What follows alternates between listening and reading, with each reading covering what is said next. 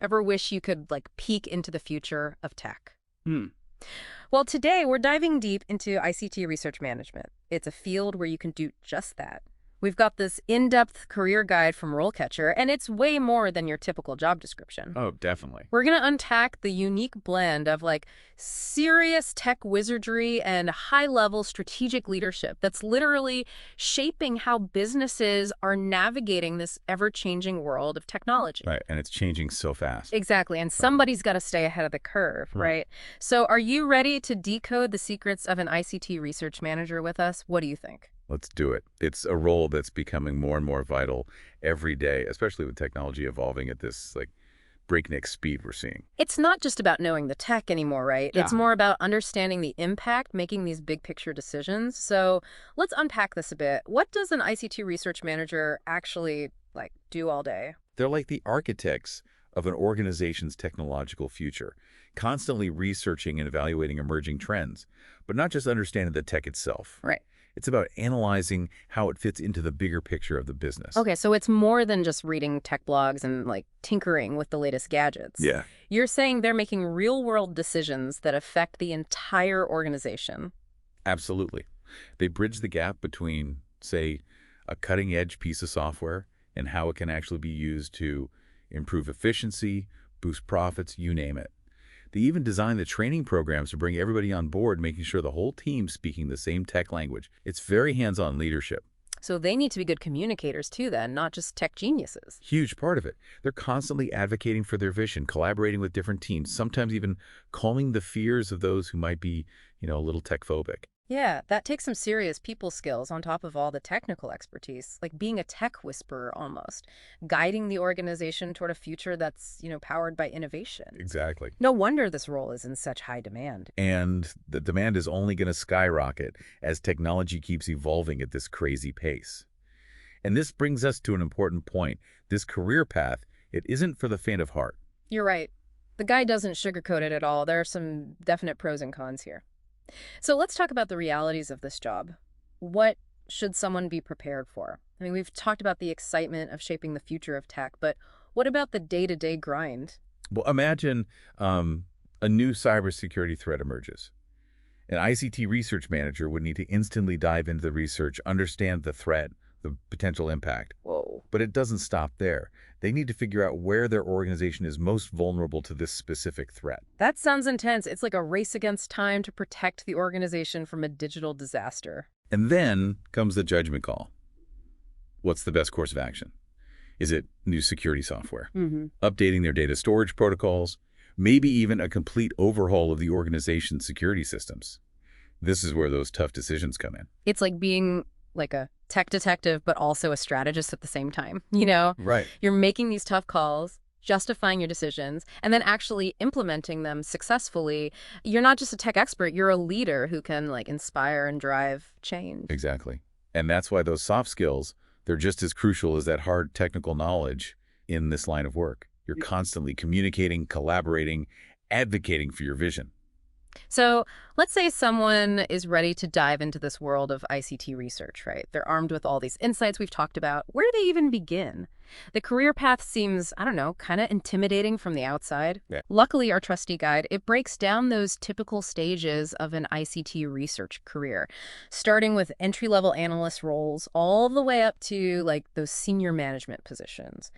And they even include these example profiles, which really helps to visualize that whole journey, I think. What I find really interesting is how the focus kind of shifts as you progress through the ranks. At the entry level, you're down in the trenches, right? Conducting that hands-on research, analyzing data.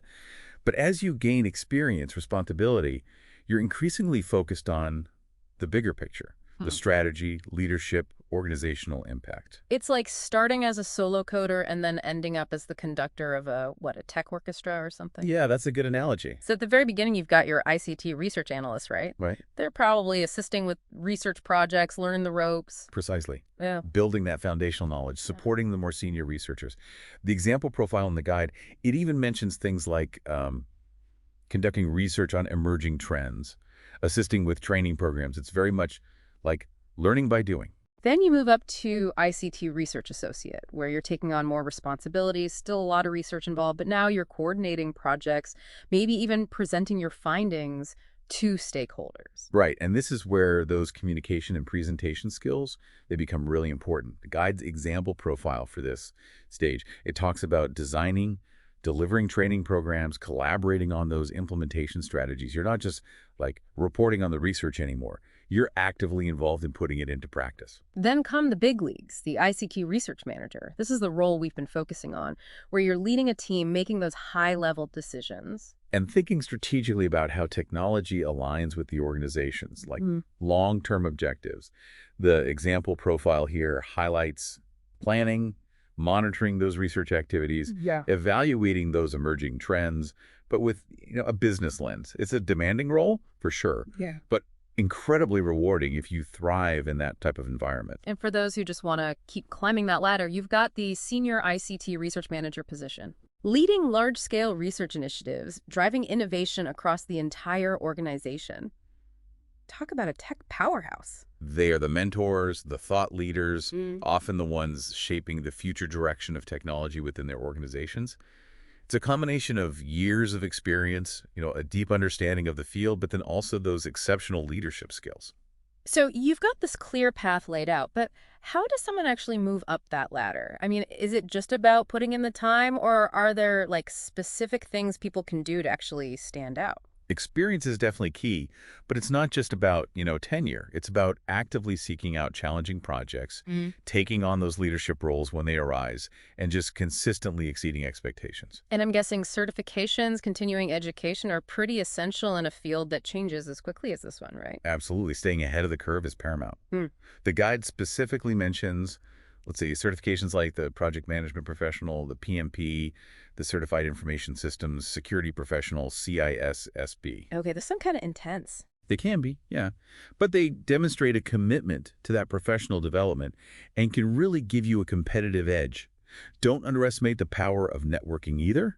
Attending conferences, joining those industry associations, it's not just about what you know, but who you know as well. And those example profiles in the guide, they really hammer home the importance of like showcasing your work. So building a portfolio, presenting at those conferences. Yeah, I get your name out. It's not enough to just be brilliant in a silo. You got to get that brilliance out there for the world to see. Exactly. Make your accomplishments known, share your insights, build your reputation as a thought leader. It's like building your own personal brand, but in the world of ICT research, right?